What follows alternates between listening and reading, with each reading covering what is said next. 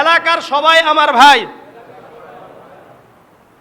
যাই আওয়ামী লীগ করুক, বিএনপি করুক, জাতীয় পার্টি করুক, জামাত করুক, চরমোনাই করুক, তাবলিগ করুক, বিভিন্ন মতাদর্শের মানুষ থাকবে, সবাইকে একসাথে নিয়ে। এলাকার হিন্দু ভাইয়েরা আছে না, খ্রিস্টান ভাইয়েরা আছে না, বৌদ্ধ ভাইয়েরা আছে না?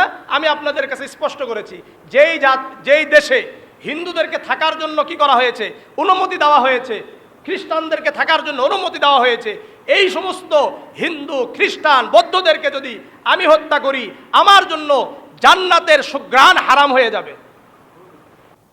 আলহামদুলিল্লাহ, সূরাতুন নাহলের 90 নম্বর আয়াত আল্লাহ বলেন, ইন্নাল্লাহা ইয়া'মুরু বিল আদলি ওয়াল ইহসান ওয়া ইতা'i যিল কুরবা ওয়া ইয়ানহা আনিল ফাহশা'i ওয়াল মুনকারি ওয়াল বাগই ইয়া'iযুকুম লা'আল্লাকুম তাযাক্কারুন। ইন্নাল্লাহা ইয়া'মুরু বিল আদলি ওয়াল ইহসান, নিশ্চয় আল্লাহ রাব্বুল আলামিন ন্যায় পরায়ণতা, সদাচরণের নির্দেশ দিচ্ছেন। আল্লাহ তাআলা কিসের নির্দেশ দেন, আদেশ করেন? ন্যায় পরায়ণ হতে, সদ আচরণ করতে, ভালো ব্যবহার করতে। এটার আদেশ কার? আল্লাহ।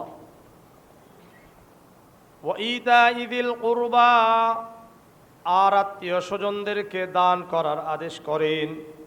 ওয়া ইয়ানহা আনিল ফাহশা'i ওয়াল মুনকারি ওয়াল বাগই, অশ্লীলতা, অসৎ আচরণ, সীমা লঙ্ঘন করতে আল্লাহ নিষেধ করেন।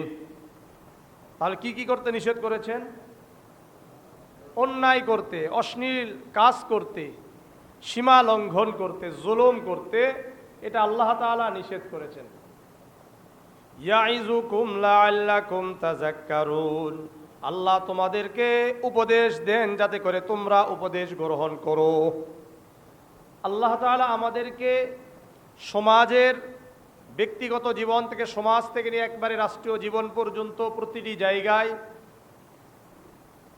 ন্যায় পরায়ণ হতে আদেশ করেছেন, মানুষের সাথে ভালো আচরণ করতে আদেশ করেছেন, সীমা আত্মীয় স্বজনদেরকে দান করতে আদেশ করেছেন, সীমা লঙ্ঘন করা, জুলুম করা, অত্যাচার করা, অশ্লীল কাজ করা, খারাপ কাজ করতে নিষেধ করেছেন। সুতরাং প্রতিটি মানুষের জীবন প্রত্যেক মুসলমানের কাছে আমানত। দেশে যত সম্পদ রয়েছে সকল কিছু আমাদের জন্য আমানত। সকল কিছু আমাদের জন্য কি? আমানত। যেমন সহিহ মুসলিমের 1578 নম্বর একটা হাদিস, আবু হুরায়রা রাদিয়াল্লাহু তাআলা আনহু থেকে বর্ণিত, দীর্ঘ একটা হাদিস, আমি ওদিকে যাচ্ছি না, শুধু লাস্টের কথা বলি। কুল্লুল মুসলিমি আলাল মুসলিমি হারামুন দামুহু ওয়া মালুহু ওয়া ইরসুহু, প্রত্যেক মুসলমানের উপর আরেকজন মুসলমানের রক্ত হারাম। হারাম মানে সম্মানিত, এই রক্ত ঝরানো যাবে না। ওয়া আমওয়ালুহু, সম্পদ, ও মালুহু, সম্পদ হারাম, অর্থাৎ প্রত্যেক মুসলমানের সম্পদ আমার কাছে হারাম, মানে আমি এটাকে নিতে পারবো না। ওয়া ইরসুহু, প্রত্যেক মুসলমানের সম্মান আমাদের কাছে সম্মানিত, কারো সম্মান আমরা হরণ করতে পারবো না। বুঝে আসছে আমার কথা না? বুঝেন না? আল্লাহ বুঝার তৌফিক দান করেন। এগুলো হলো আমাদের জন্য আমানত। আর আমানত যত উপযুক্ত জায়গায় পৌঁছে দেওয়া, এটা আমাদের দায়িত্ব। সূরা নিসার 56 নম্বর আয়াত আল্লাহ বলেন, ইন্নাল্লাহা ইয়া'মুরুকুম আন তুআদ্দুল আমানাতি ইলা আহলিহা। ইন্নাল্লাহা ইয়া'মুরুকুম আন তুআদ্দুল আমানাতি ইলা আহলিহা, নিশ্চয় আল্লাহ রাব্বুল আলামিন আদেশ করছেন। এই মুহাম্মদকে সামনে দেন।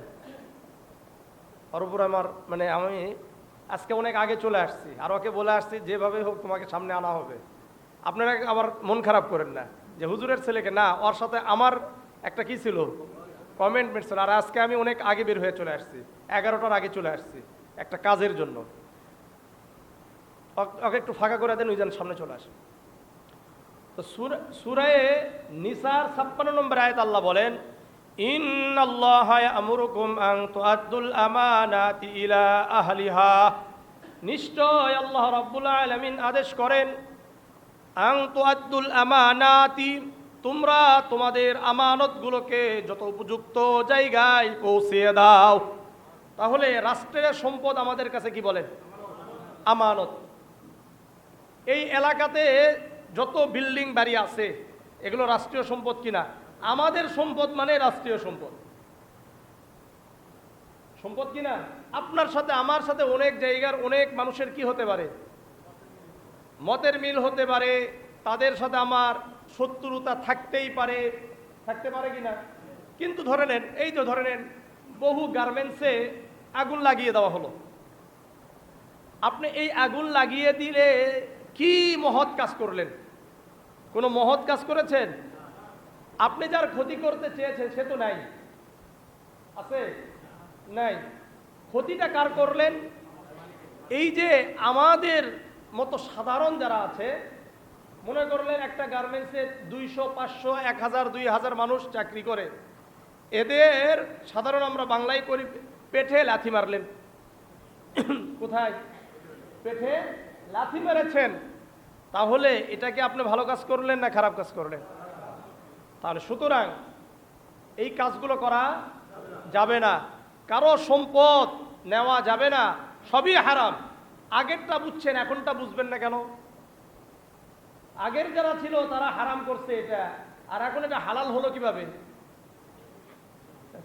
সবই তো হারাম। অন্যায় ভাবে কারো কাছ থেকে কোনো কিছু নেওয়া হারাম কি হারাম না? মানুষকে আঘাত করা হারাম কি হারাম না? আইনি ব্যবস্থা আছে, যদি কেউ অপরাধ করে থাকে এটা দেশের আইন রয়েছে, এই আইন কি নিবে? এটার বিচার করবে। আপনি বিচারকে হাতে তুলে নিতে পারেন না, আমি নিতে পারি না। সুতরাং এগুলো প্রত্যেকটা আমাদের কাছে আমানত, এই আমানত রক্ষা করতে হবে। বিশেষ করে মানুষ আল্লাহ তাআলার কাছে সবচাইতে বেশি দামি, এটাকে আঘাত করার কোনো সুযোগ নাই। সূরা ৩-এর ৫ নম্বর আয়াত আল্লাহ বলেন, লাকাদ খালাকনাল ইনসানা ফি আহসানি তাকওয়িম, আমি আল্লাহ মানুষকে সবচাইতে সুন্দর করে সৃষ্টি করেছি। সূরা বনী ইসরাঈলের ৭০ নম্বর আয়াত আল্লাহ বলেন, ওয়ালাকাদ কাররামনা বনী আদম, আমি আল্লাহ আদম আলাইহিস সালাতু ওয়াস সালামের সন্তানদেরকে সবচেয়ে বেশি সম্মানিত করেছি। তাহলে আমরা সবচাইতে বেশি কি সম্মানিত? মানুষ সম্মানিত, মানুষের রক্ত সম্মানিত। সুতরাং অন্যায়ভাবে কোনোভাবে কি করার সুযোগ নাই। এটা বিএনপি করুক, আওয়ামী লীগ করুক, আর অন্যরা যাই করুক না কেন, কেউ অপরাধ করলে এটার বিচার জন্য আইন রয়েছে, এই আইন নিবে, আমার আপনার কোনো সুযোগ নাই। সহিহ বুখারীর 1739 নম্বর হাদিস, عن ابن عباس رضي الله تعالى عنه قال أن رسول الله صلى الله عليه وسلم خطب الناس يوم النحر। আব্দুল্লাহ ইবনে আব্বাস রাদিয়াল্লাহু তাআলা আনহু বর্ণনা করেন, আল্লাহর রাসূল সাল্লাল্লাহু আলাইহি ওয়াসাল্লাম এক কুরবানির দিনে, ইয়াউমুন নাহার মানে ঈদুল আজহার দিনে, আল্লাহর রাসূল ভাষণ দিলেন, ইয়া আইয়ুহান নাস, হে লোক সকল, আইয়ু ইয়াউমিন হাযা, ক্বালু ইয়াউমুন হারামুন। আল্লাহর রাসূল বললেন, হে আমার সাহাবারা, হে আমার উম্মত, আজকের দিন কি? সাহাবারা বললেন, এই দিন সম্মানিত। এই দিন কি সম্মানিত? আবার আল্লাহর রাসূল বললেন, আইয়ু বালাদিন হাযা, ক্বালু বালাদুন হারাম। আল্লাহর রাসূল বললেন, এই শহর, এই এলাকা কি? আল্লাহর রাসূলের সাহাবারা বললেন, এই শহর, এই এলাকা সম্মানিত। আবার আল্লাহর রাসূল বললেন, ফাইয়ু শাহরিন হাযা, এই মাস কি? অর্থাৎ জিলহজ মাস, এটা কি সাহাবারা বললেন শাহরুন হারাম, এই মাস সম্মানিত। এখন রাসূল কি বলেন দেখেন, فإن دماءكم وأموالكم وأعراضكم عليكم كحرمة يومكم هذا وفي بلدكم هذا وفي شهركم هذا। তোমাদের কাছে এই মাস যেমন সম্মানিত, এই দেশ এই জমিন যেমন সম্মানিত, এই দিন যেমন সম্মানিত, মাস সম্মানিত, এলাকা সম্মানিত, ঠিক তেমনি ভাবে তোমাদের কাছে তোমাদের ভাইয়ের জীবন সম্মানিত, সম্পদ সম্মানিত, তাদের সম্মান সম্মানিত। এদের সম্পদে আঘাত করা যাবে না, এদের সম্পদে আঘাত করা যাবে না, এদের জীবনে আঘাত করা যাবে না, এদের সম্মানে আঘাত করা যাবে না। যেমন মক্কা নগরীকে আপনি আঘাত করতে পারবেন? পারবেন নাকি? না রাগ হয়ে সৌদি আরবের আর নাম কি সরকারের উপর আপনি খুব রাগান্বিত হয়ে গেছেন, যে কাজগুলো করে রাগ হওয়ার স্বাভাবিক, তাই না? তাহলে এখন আপনি কি করবেন? কাবা ঘর ভেঙে ফেলেন, পারবেন? মক্কা নগরীতে কোনো খারাপ কাজ করতে পারবেন? কেন? রাগ হয়েছেন আপনি ইয়ার উপরে। এখন আপনি রাগ হয়েছেন হলো আগের প্রধানমন্ত্রীর উপরে, আগের কি কথা কয় না, নেতা খেতার উপরে। এটার রাগ আপনি রাষ্ট্রীয় সম্পদের উপরে, আপনি মানুষের জান মালের নিরাপত্তা আপনি দিবেন না, আপনি রাগ হয়ে মারছেন। ওটাও যেমন হারাম, মক্কা মদিনায় মক্কাতে আঘাত করা যেমন হারাম, কাবাকে আঘাত করা যেমন হারাম, ঠিক তেমনি ভাবে মানুষের জীবন নিয়ে খেলাধুলা করাও হারাম। পারবেন না এটা? ইসলাম বুঝেন। এই জন্যই তো বলি যে ইসলাম ছাড়া কোনো জায়গাতে কি নাই শান্তি। এরপরে রাসূল কি বলেন দেখেন, কথা বলার পরে বলতেছে আল্লাহুম্মা হাল বাল্লাগতু, আল্লাহুম্মা হাল বাল্লাগতু, এ আল্লাহ আমি কি আপনার কথাগুলো পৌঁছায়া দিছি? আপনি আমাকে যে দায়িত্ব দিয়েছিলেন এই দায়িত্ব কি পৌঁছায়া দিয়েছি? ফাকালা ইবনু আব্বাস ওয়াল্লাযী নাফসি বিয়াদিহি, আব্দুল্লাহ ইবনে আব্বাস বলেন ওই সত্তার কসম যার হাতে আমার জীবন, ইন্নাহা লাওয়াসিয়াতুহু ইলা উম্মতিহি, এই কথাগুলো আল্লাহর রাসূলের কিয়ামত পর্যন্ত যত উম্মত আসবে সবার জন্য এই ওসিয়ত, এই উপদেশ। ফালইউবাল্লিগুশ শাহিদুল গায়বা, আল্লাহর রাসূল বললেন যারা এখানে উপস্থিত রয়েছে তারা অনুপস্থিত, অর্থাৎ কিয়ামত পর্যন্ত যত উম্মত আমার আসবে তাদের কাছে আমার এই কথা পৌঁছিয়ে দিবে। কোন কথা? মানুষকে আঘাত করা যাবে না? যাবে না। সম্পদে আঘাত করা যাবে? যাবে না। সম্মানে আঘাত করা যাবে? যাবে না। বরং আমাদের উচিত তারা খারাপ কাজ করেছে, আপনার ভালো কাজ, আপনার কি আছে? শক্তি আছে। এখন আপনি নরম ভদ্রতা প্রদর্শন করিয়ে তাদের কাছে তাদেরকে বুকে টেনে নেন, তাহলে না আপনি মানুষ। না হলে তার মাঝে আর আমার মাঝে পার্থক্য কি? কোনো পার্থক্য আছে? আপনি বলেন কোনো পার্থক্য আছে? কোনো পার্থক্য নাই। এক কুকুর ভুক ভুগাইছে, আরেক কুকুরও ভুক ভুগায়, দুটাই কুকুর, সমান সমান না? আপনি এটা জানেন নাকি? কুকুরের একটা সিস্টেম আছে, দেখবেন ওর এলাকা একটা আছে, এর আবার আরেকটা এলাকা আছে, এই এলাকাতে আসলে ওর 12টা বাজায়, এরকম দেখছেন আপনারা? হ্যাঁ, তো ব্যাপারটা হলো এমনই।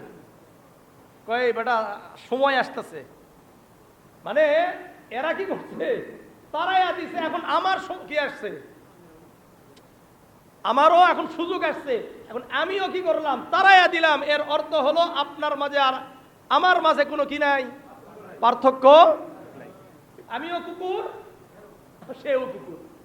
আপনার কথা বলতেছি না, আমার কথা বলতেছি। আমার ক্ষমতা আসছে, এখন আমি কি করলাম? অপব্যবহার করলাম। আমার সাথে যারা খারাপ আচরণ করছে আমি তাদেরকে কি করলাম? শায়েস্তা করার জন্য চেষ্টা করলাম। তাহলে আমি ওয়ালিউল্লাহ কুকুর, সেও কুকুর, আমিও কুকুর। আল্লাহ বুঝার তৌফিক দান করেন। করবেন নাকি কেউ এরকম? আল্লাহ বুঝার তৌফিক দান, আল্লাহ বুঝার তৌফিক দান করেন, আল্লাহ বুঝার তৌফিক দান। এরপর রাসূল বলেন লা তারজিউ বাদি কুফারান ইয়াযরিবু বাযুকুম রিকাবা বাযিন, তোমরা আমার পরে একজন আরেকজনকে হত্যা করে কুফরি করবা না। আমি চলে যাওয়ার পরে তোমরা জানো একে অপরকে হত্যার মাধ্যমে কুফরি না করো। কি বললাম বলেন? কুফরি না করো। এখন আপনি বলবেন যে কুফরি এটা? হ্যাঁ, সহিহ বুখারীর 48 নম্বর হাদিস, عن عبد الله بن مسعود رضي الله تعالى عنه قال قال رسول الله صلى الله عليه وسلم سباب المسلم فسوق وقتاله كفر আব্দুল্লাহ ইবনে মাসউদ রাদিয়াল্লাহু তাআলা আনহু বর্ণনা করেন আল্লাহর রাসূল সাল্লাল্লাহু আলাইহি ওয়াসাল্লাম বলেন একজন মুসলমানকে গালি দেওয়া মহাপাপ। মুসলমানকে গালি দেওয়া কি মহাপাপ।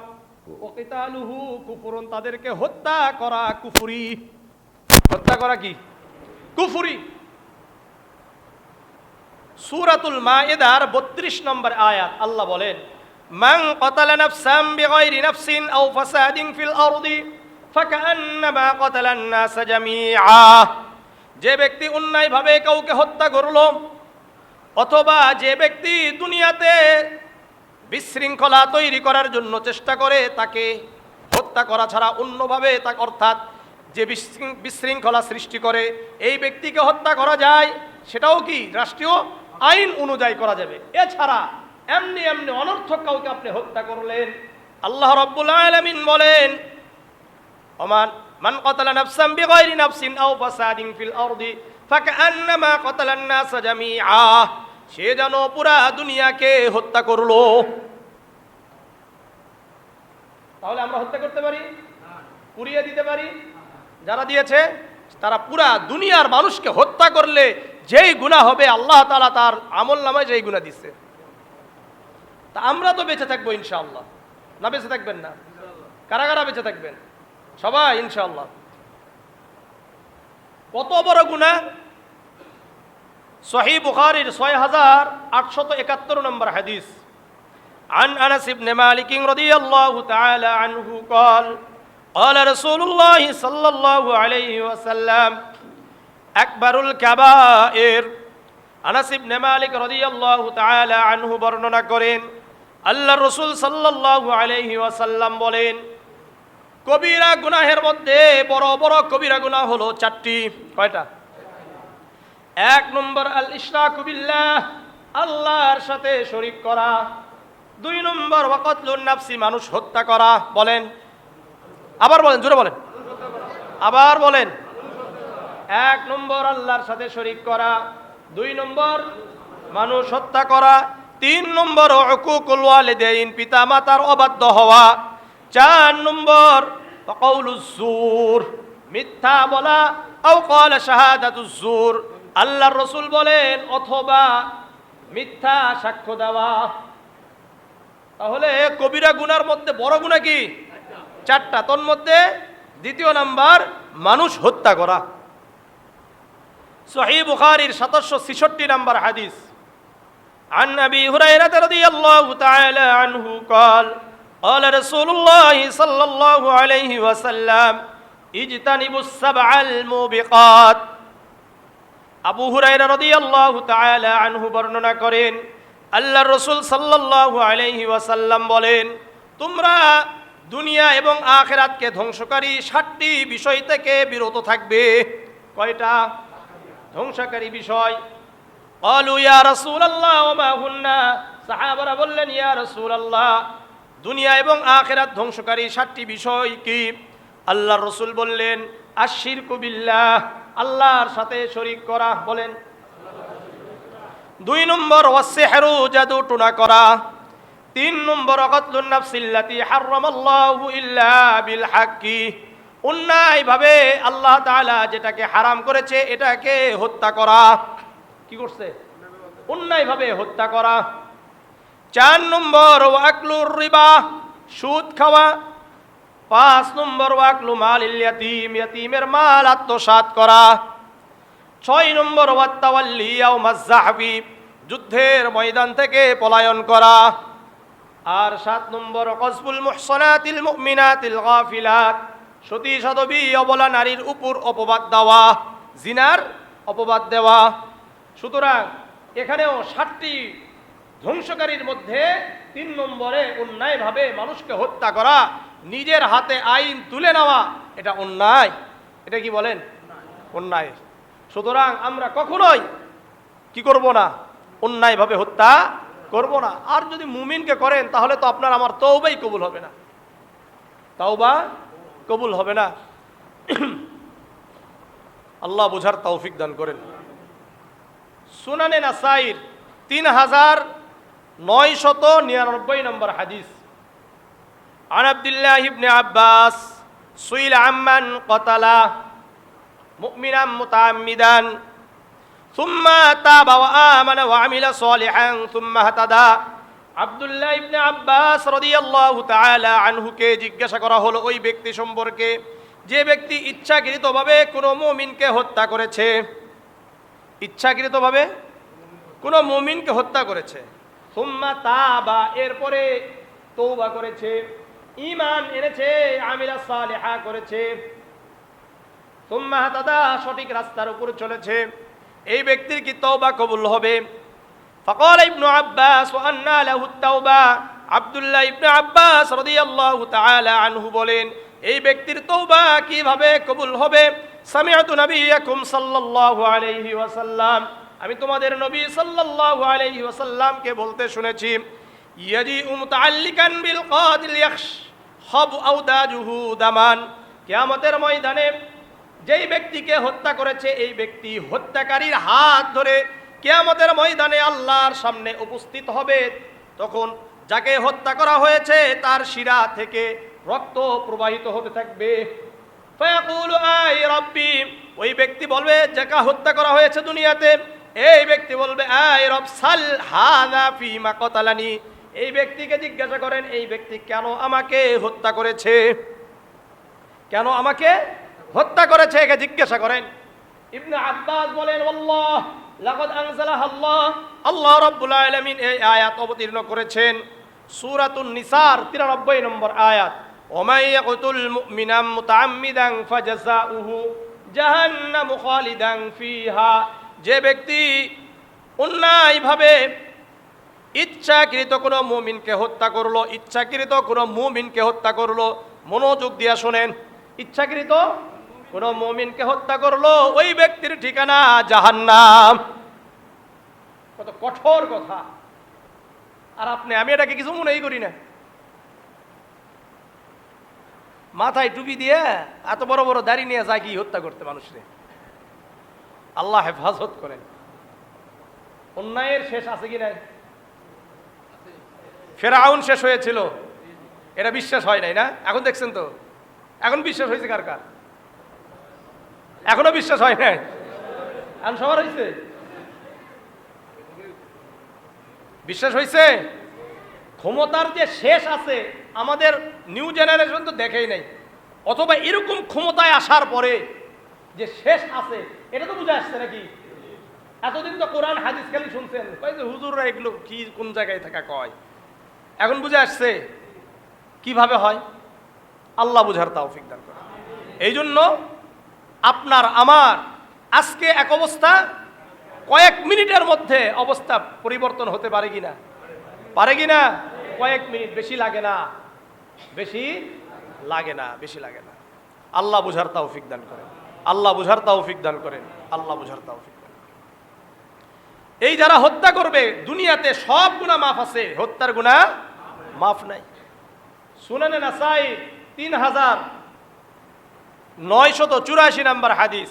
عن معاوية عن رسول الله صلى الله عليه وسلم قال كل ذنب عسى الله أن يغفره إلا الرجل يقتل المؤمن متعمدا أو الرجل يموت كافرا। মুআবিয়া রাদিয়াল্লাহু তাআলা আনহু বর্ণনা করেন আল্লাহর রাসূল সাল্লাল্লাহু আলাইহি ওয়াসাল্লাম বলেন প্রত্যেক গুনাহ আশা করা যায় আল্লাহ ক্ষমা করে দিবেন, কিন্তু ওই ব্যক্তি যেই ব্যক্তি কোনো মুমিনকে ইচ্ছাকৃত হত্যা করলো অথবা যেই ব্যক্তি কাফের অবস্থায় মারা গেল তার কোনো মাফ নাই, তার কোনো ক্ষমা নাই, তার কোনো কি নাই? ক্ষমা নাই। সুতরাং একটু চিন্তা করবেন আমরা কি করছি, আমাদের কি করা দরকার ছিল আর কি করছি, এটা আমাদেরকে কি করতে হবে? ভাবা উচিত। আল্লাহ ভাবার তৌফিক দান করেন, আল্লাহ বুঝার তৌফিক দান করেন, আল্লাহ বুঝার তৌফিক দান করেন। শুধু কি তাই? আরেকটা হাদিস শুনেন, জামিআ তিরমিজির 1398 নম্বর হাদিস। عن أبي هريرة وأبي سعيد الخدري رضي الله تعالى عنهما عن النبي صلى الله عليه وسلم قال লাউ আন্না আহলাস সামাই ওয়া আহলাল আরদি লাউ ইশতারাকু ফি দামি মুমিনিন লাআকাব্বাহুমুল্লাহু ফিন্নার। এই হাদিসটা খুব মনোযোগ দিয়ে শুনেন। আল্লাহ রাসূল সাল্লাল্লাহু আলাইহি ওয়াসাল্লাম বলেন, আসমানবাসী এবং জমিনবাসী সবাই মিলে যদি একজন ব্যক্তিকে, একজন মুসলমানকে হত্যার ব্যাপারে শরীক হয়, কি হয়েছে? শরীক হয়েছে, মানে সমর্থন জানাইছে, আদেশ করেছে, বিভিন্নভাবে সমর্থন জানাই কিনা, পুরা আসমান যত আছে, মানে যত ফেরেশতা আছে, জমিনে যত মানুষ আছে, সবাই কয়জন মুমিনকে হত্যার ব্যাপারে, একজন মুমিনের হত্যার ব্যাপারে সহযোগিতা করছে। আল্লাহ রসুল বলেন, লাআকাব্বাহুমুল্লাহু ফিন্নার, এই আসমানের যত অধিবাসী আছে, জমিনের যত অধিবাসী আছে, সবাইকে উপর করে আল্লাহ জাহান্নামে নিক্ষেপ করবেন। বিষয়টা বুঝেন, এটা তো হবে না বিষয়টা, কারণ ফেরেশতারা কি সহযোগিতা করবে? মুমিনরা কি সহযোগিতা করবে? করবে না। কিন্তু হত্যাটা কত বড় গুনাহ এটা বুঝানোর জন্য আল্লাহ রসুল এই হাদিস বলেছেন। কত বড় গুনাহ, কত বড় গুনাহ। আপনি শুধু তাই নয়, অন্যায়ভাবে একটা রাষ্ট্র হিন্দু, খ্রিস্টান, বৌদ্ধকে থাকতে দিয়েছে, আপনি রাগের জ্বালায় কি করছেন? তাদেরকে হত্যা করছেন। আপনি জান্নাতের সুঘ্রাণ পাবেন না। ভালো করে বুঝেন। আবার বলি, আমরা হুজুররা খুব ভালো মানুষ, তাই না? এখানে এখন রাগে একটা হিন্দুকে আমরা হত্যা করলাম, অথচ রাষ্ট্র তাদেরকে থাকার কি দিয়েছে? আদেশ দিয়ে, অনুমতি দিয়েছে। সংবিধান বলে যে তারা থাকবে, জিম্মি, ট্যাক্স দিয়া থাকে, যেভাবেই থাকুক। আপনি রাগে কি করছেন? হত্যা করছেন। তাদের ব্যাপারে কি বলে দেখেন, সহিহ বুখারীর 3166 নম্বর হাদিস, عن عبد الله بن عمرو رضي الله تعالى عنه قال قال رسول الله صلى الله عليه وسلم من قتل معاهدا لم يرح رائحة الجنة وإن ريحها توجد من مسيرة 40 عاما। আব্দুল্লাহ ইবনে আমর রাদিয়াল্লাহু তাআলা আনহু বর্ণনা করেন, আল্লাহর রাসূল সাল্লাল্লাহু আলাইহি ওয়াসাল্লাম বলেন, যে ব্যক্তি একজন জিম্মিকে হত্যা করলো, একজন বিধর্মী যাদেরকে থাকার ব্যবস্থা করে দিয়েছে রাষ্ট্র, এই ব্যক্তিকে হত্যা করেছে, যে ব্যক্তি হত্যা করেছে এই ব্যক্তি জান্নাতের সুগন্ধি পর্যন্ত পাবে না। আল্লাহর রাসূল বলেন, ইন্না রিহাহা তুজাদু মিন মাসিরাতি 40 আমান, অথচ জান্নাতের সুঘ্রাণ 40 বছরের দূরত্ব থেকে পাওয়া যাবে। কত? 40 বছরের দূরত্ব থেকে পাওয়া যাবে। তাহলে আপনি যদি অন্যায়ভাবে একজন হিন্দুকেও হত্যা করেন, এই সময় হত্যা করছে কি করে নাই? যদি করে থাকে, আবার তারা তো তালমাতাল খালি অনর্থক কথা বলে, বুঝেন নাই? আমাদেরকে বিভিন্নভাবে কি করার জন্য?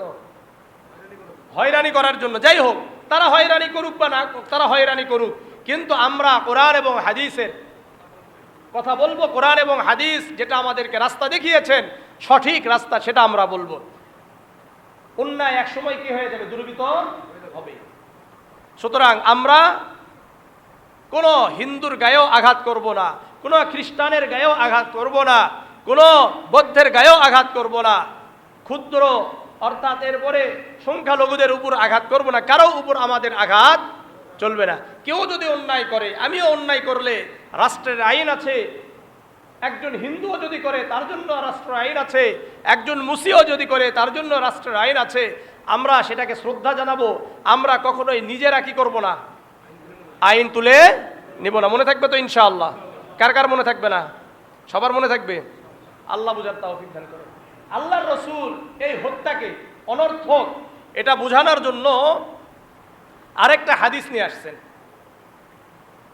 সুনান নাসাইর 4446 নম্বর হাদিস, আন আমর ইবনে সারিদ ইয়াকুলু সামি'তু রাসূলুল্লাহ সাল্লাল্লাহু আলাইহি ওয়াসাল্লাম ইয়াকুল মান কাতালা উসফুরান আবাসান। দেখেন, মনোযোগ দিয়ে শুনুন হাদিসটা। আল্লাহর রাসূল বলেন, কোন ব্যক্তি যদি অনর্থক একটা চড়ুই পাখি হত্যা করলো, কি করছে? চড়ুই পাখি হত্যা করছে, কাজ নাই, তারা খাবো, কি করবে না? আজ্জা ইলাল্লাহি আযজা ওয়া জাল্লা ইয়াউমাল কিয়ামাতি ইয়াকুলু ইন্না ফুলানান ইয়া রাব্বি ইন্না ফুলানান ক্বাতালানি আবাসান ওয়া লাম ইয়াকতুলনি লিমানফাআতিন, কিয়ামতের ময়দানে ওই চড়ুই পাখি এসে বলবে, হে আমার প্রভু, হে আমার রব, অমুক ব্যক্তি আমাকে অনর্থক করেছে, অনর্থক হত্যা করেছে। আমাকে যে সে হত্যা করেছে, অনর্থক করেছে, কোনো ফায়দার জন্য নয়, কোনো কিসের জন্য নয়, লাভের জন্য নয়, অনর্থক করছে। যেমন আমাদের দেখবেন অনেক মানুষ আছে, কুকুর যাচ্ছে, অনর্থক ঢিল মারে, কাজ নেই, মানে চুলকাইছে, কি করছে, ঢাল মারছে, অনর্থক। এরকম আছে না? মনে করলেন এই ভীমরুল না কি বলে এগুলো রে, মৌমাছি আছে, ভীমরুল আছে, এখন এখানে বাসা বাঁধছে, কিছু ছেলেও আছে, আবার কিছু বড় মানুষও আছে। এটা তাদের অভ্যাস, খালি কি করা, ঢিল মারা, খোসা মারা, ঢিল মারা চলে গেছে, আছে কি নাই? এগুলো করা যাবে না, অনর্থক কোনো কাজ করা যাবে না। একটা গাছের পাতাও অনর্থক ছিঁড়া নিষেধ আছে, অনর্থক কোনো কাজ করা যাবে না। সেই জায়গাতে আপনি অন্যায়ভাবে মানুষের মাল আত্মসাৎ করবেন, মানুষের 1 বিঘা জমি নিয়ে নেবেন। হাদিসটা শুনেন, সহিহ বুখারীর 3198 নম্বর হাদিস। আন সাঈদ ইবনে যায়েদ ইবনে আমর বিন নুফাইল আন্না রাসূলুল্লাহ সাল্লাল্লাহু আলাইহি ওয়াসাল্লাম قال من اخذ شبرا من الارض ظلما, আল্লাহর রাসূল সাল্লাল্লাহু আলাইহি ওয়াসাল্লাম বলেন, যে ব্যক্তি, একজন ব্যক্তির, যে ব্যক্তি অন্যায়ভাবে 1 বিঘা জমি অন্যায়ভাবে আত্মসাৎ করেছে, কতটুকু?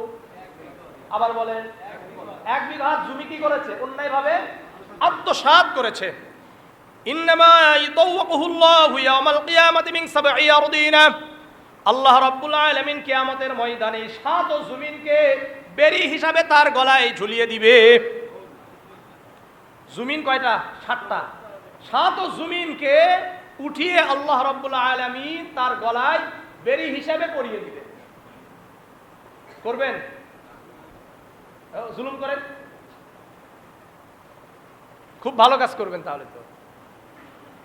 অথচ করে কি করে না? এই যে যারা জুলুম করলেন, লাভটা কি হয়েছে? কি লাভটা করেছেন? এমন কোন কাজের কাজ আছে? এই জন্য আমি আপনাদেরকে আর একটা কথা বলি, জুলুম করে আত্মসাৎ করেন না। এটা করলে কি হবে? 2 দিন, 4 দিন, 5 দিন, 10 দিন খাবেন, এরপরে আবার আরেকজনের হাতে চলে যাবে, আর আপনাকে পিটাবে, এলাকায় থাকতে পারবেন না। লাভ কি হলো? এটা সম্মান না অসম্মানের? সম্মান কি? নিজে চেষ্টা করে, প্রচেষ্টা করে আপনি আপনার হালাল ইনকাম, হালাল উপার্জন নিয়ে চলবেন। কি নিয়ে? হালাল উপার্জন নিয়ে চলবেন। আল্লাহ বুঝার তৌফিক দান করেন, আল্লাহ বুঝার তৌফিক দান করেন, আল্লাহ বুঝার তৌফিক দান করেন। সহিহ মুসলিমের এই হাদিসটা আমি বারংবার বলি, আবারও বলছি, 6473 নম্বর হাদিস, মনোযোগ দিয়ে শুনেন। عن أبي هريرة رضي الله تعالى عنه قال قال رسول الله صلى الله عليه وسلم أتدرون ما المفلس, আবু হুরায়রা রাদিয়াল্লাহু তাআলা আনহু বর্ণনা করেন, আল্লাহর রাসূল সাল্লাল্লাহু আলাইহি ওয়াসাল্লাম বলেন, এই তোমরা কি জানো আমার উম্মতের মধ্যে সবচাইতে অসহায় কিয়ামতের ময়দানে কে হবে? ক্বালু আল মুফলিসু বিনা মান লা দিরহাম লাহু ওয়ালা মাতাআ, সাহাবারা বললেন, ইয়া রাসূলুল্লাহ, ইয়া হাবিবাল্লাহ, আমাদের মাঝে ওই ব্যক্তি সবচেয়ে অসহায় যে ব্যক্তির কাছে টাকা নাই, দিরহাম নাই, দিনার নাই এবং সম্পদ নাই। আমাদের কাছে অসহায় ওই ব্যক্তি যে ব্যক্তির কি নাই? টাকা নাই, সম্পদ নাই, দিরহাম দিনার নাই, স্বর্ণ নাই। এই ব্যক্তি আমাদের কাছে কি সবচেয়ে অসহায়? আল্লাহর রাসূল বললেন, ইন্নাল মুফলিসা মিন উম্মতি ইয়াউমাল কিয়ামাতি বিসসালাতিন ওয়া সিয়ামিন ওয়া যাকাতিন ওয়া ইয়াতি ক্বাদ শাতামা হাযা ওয়া কাযাফা হাযা ওয়া আকালা মাল হাযা ওয়া সাবাকা দামা হাযা ওয়া দারাবা হাযা। আল্লাহ রাসূল বলেন, আমার উম্মতের মধ্যে ওই ব্যক্তি সবচাইতে অসহায় যে ব্যক্তি কিয়ামতের ময়দানে অনেক নামাজের সওয়াব আনবে। কি মানে? নামাজি ব্যক্তি অনেক রোজার সওয়াব নিয়ে আসবেন, সব সময় রোজা রাখতো, অনেক যাকাত দেওয়ার সওয়াব নিয়ে আসবে, অনেক হজ আর উমরা করার সওয়াব আনবে। অনেক হাদিসে আছে কি নাই? নফল ইবাদত করে সারা রাত, কয় যে সারা রাত নফল ইবাদত, আছে কি নাই? কত নফল ইবাদতকারী আছে, কত কিছু আছে, এগুলো নিয়ে আসবে। কিন্তু এই নামাজি, এই হাজি সাহেব, এই গাজী সাহেব, এই দাড়িওয়ালা, এই টুপিওয়ালা, এরা আরো কাজ করছে। সেটা কি? ওদের সাতামা হাজা, কাউকে গালি দিয়েছে, অন্যায়ভাবে গালি দেয় নাই। গালি দেওয়াই ঠিক না, এটা অন্যায় কি আর নাই কি? গালি দেওয়া ঠিক আছে নাকি? গালি দিয়েছে। হাজা, কারো উপর অপবাদ দিয়েছে। অপবাদ বুঝেন? মানে আমি একটা কাজ করি নাই, কিন্তু শক্তির বলে কি করলো? অপরাধ চাপিয়ে দিল। যেমন অনেক উলামা ইকরামদেরকে ধরে নিয়ে গেছে, নিয়ে যাওয়ার পরে বলতেছে যে এই ব্যক্তি, এই হুজুর কি করছে? ছিনতাই করছে। কি করছে?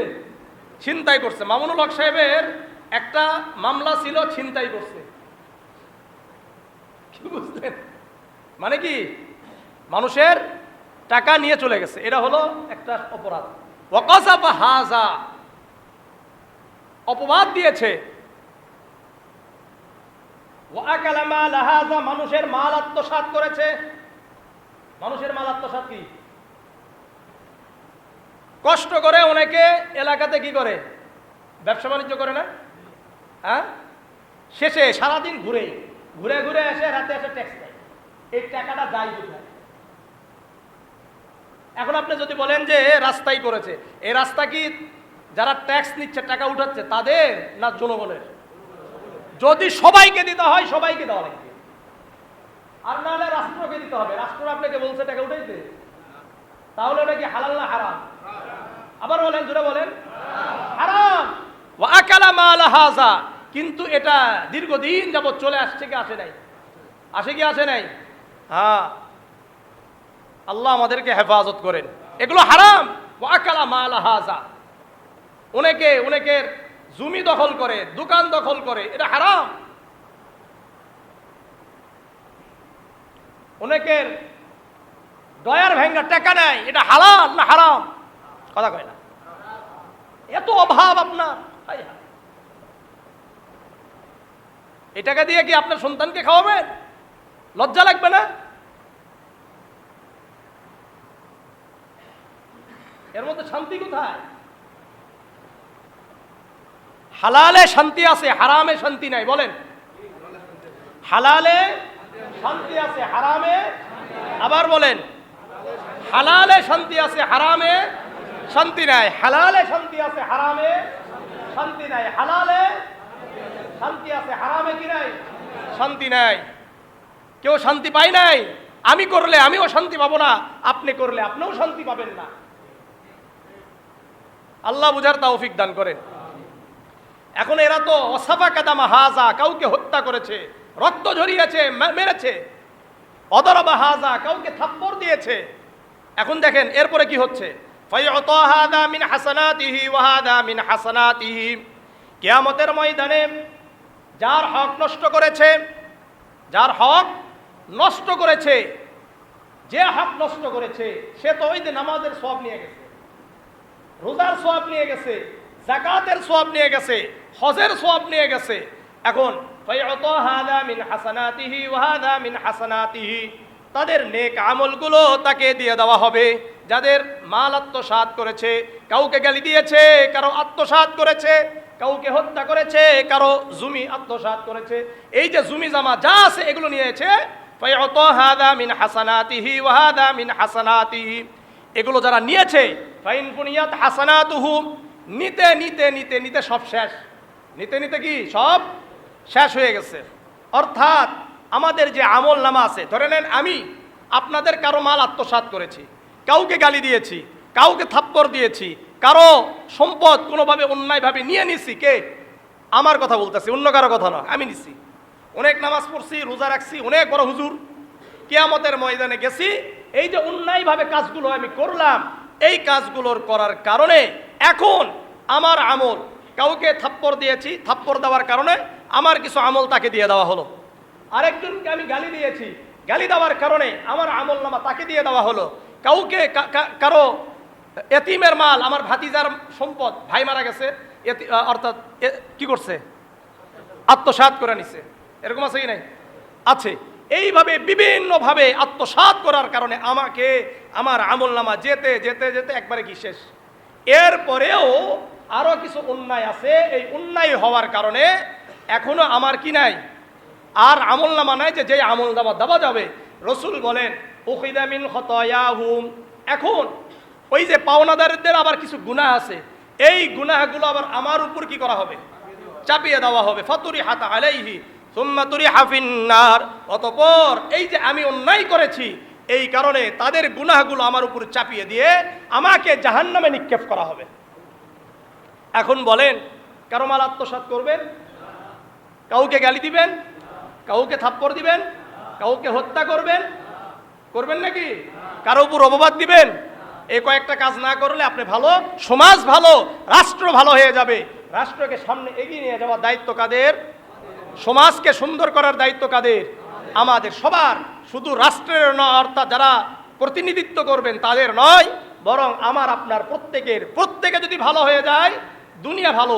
এই জন্য বলে নিজে ভালো জগৎ ভালো, নিজে খারাপ জগৎ খারাপ। এখন থেকে চেষ্টা করব ইনশাআল্লাহ আমরা ভালো হয়ে যাই, জুলুম অত্যাচার নিপীড়ন কাউকে করব না। আরেকটা কথা মনে রাখবেন, মাসলুমের দোয়া কখনো বৃথা যায় না। সহিহ বুখারীর এই হাদিসটা শুনেন, 2448 নম্বর হাদিস। عن عبد الله بن عباس رضي الله تعالى عنه قال اتق دعوة المظلوم فإنها ليس بينها وبين الله حجاب। আল্লাহর রাসূল বলেন, এই শোনো, মাজলুম অত্যাচারীর দোয়া থেকে তুমি আল্লাহকে ভয় করো। মাজলুমের দোয়া থেকে আল্লাহকে ভয় করতে বলেছেন। আবার বলেন, মাজলুমের দোয়া থেকে কাকে ভয় করতে বলছেন? আল্লাহকে ভয় করেছেন। কেন? মাজলুমের দোয়ার মাঝে আর আল্লাহর মাঝে কোনো পর্দা থাকে না। বলেন, আবার বলেন, মাজলুমের দোয়ার মাঝে আল্লাহর মাঝে কোনো কি থাকে না? পর্দা থাকে না। আজকে হোক কালকে হোক দোয়া কবুল হবেই হবে। এই জন্য আমি আপনাদের কাছে উদাত্ত আহ্বান জানাবো যে এলাকার সবাই আমার ভাই। বলেন, আবার বলেন, এলাকার সবাই আমার ভাই। যাই আওয়ামী লীগ করুক, বিএনপি করুক, জাতীয় পার্টি করুক, জামাত করুক, চরমনাই করুক, তাবলীগ করুক, বিভিন্ন মতাদর্শের মানুষ থাকবে, সবাইকে একসাথে নিয়ে। এলাকার হিন্দু ভাইয়েরা আছে না, খ্রিস্টান ভাইয়েরা আছে না, বৌদ্ধ ভাইয়েরা আছে না? আমি আপনাদের কাছে স্পষ্ট করেছি, যেই দেশে হিন্দুদেরকে থাকার জন্য কি করা হয়েছে, অনুমতি দেওয়া হয়েছে, খ্রিস্টানদেরকে থাকার জন্য অনুমতি দেওয়া হয়েছে, এই সমস্ত হিন্দু খ্রিস্টান বৌদ্ধদেরকে যদি আমি হত্যা করি আমার জন্য জান্নাতের সুঘ্রাণ হারাম হয়ে যাবে। এই জন্য আমি আপনাদের কাছে হাত জোর করে বলবো, কোনো কথা নাই, ইসলাম যেটা বলে আমরা সেটা শুনবো। এই কারণে আমরা তাদের মন্দিরে হাত দিব না, আমরা তাদের গায়ে আঘাত করব না। অন্যায় আমি করলেও অন্যায়, একজন মুসি করলেও অন্যায়, একজন হিন্দু করলেও অন্যায়। এই অন্যায়ের বিচার রাষ্ট্র করবে, এটা আমার আপনার উপরে দেওয়া হয় নাই, এটা ইসলামও দেয় নাই, এটা কোনো রাষ্ট্র ব্যবস্থাও দেয় নাই। এই জন্য বিশেষ করে বাংলাদেশ তো সবাই সব জায়গায় আমরা বলতেছি, বিশেষ করে আপনাদের কাছে আমার এই পলাশবাড়িতে যেন কোনো অন্যায় অত্যাচার নিপীড়ন যেন কোনো কিছু না হয়। করা যাবে তো ইনশাআল্লাহ? আল্লাহ আমাদেরকে বুঝার তৌফিক দান করেন। আল্লাহ কোরআন এবং হাদিসের আলোকে,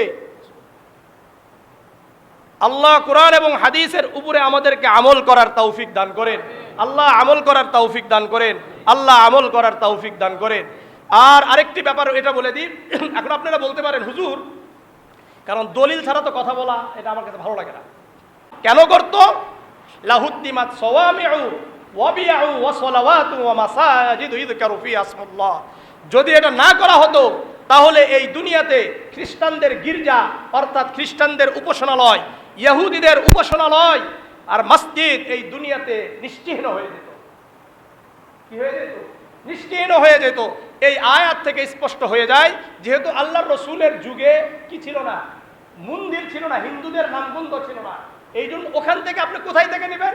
ওই যে খ্রিস্টানদের গির্জা থেকে নেবেন, ইহুদিদের উপাসনালয় থেকে নেবেন।